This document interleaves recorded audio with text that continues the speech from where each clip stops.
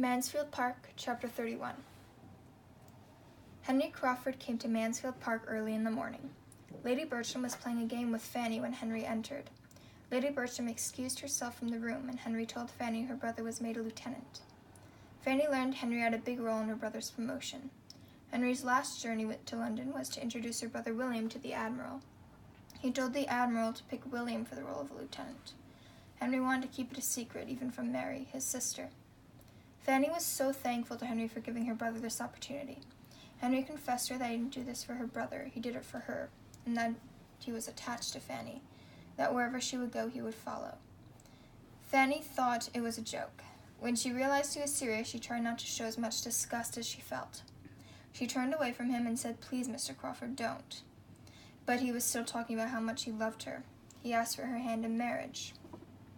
She told him she was grateful for what he had done for William, but she couldn't marry him. Suddenly, they both heard the voice of Sir Thomas head into the room they were in. Fanny rushed out of the room in the opposite way Sir Thomas was coming. Henry decided not to pursue her any more at this time because of how embarrassed and depressed he was, and Fanny didn't leave the room until she was convinced Henry was gone.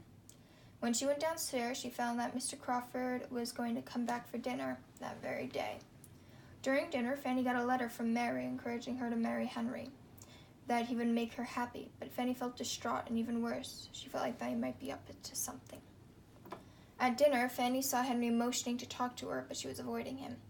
Henry implored Fanny to respond to his sister's letter. She agreed and thanked Mary, but asked her to never bring up this subject again. She hoped this would be the end of the proposal. Characters: Fanny, Henry, Lady Bertram, and Sir Thomas. Setting: Mansfield Park. Doesn't really specify which rooms.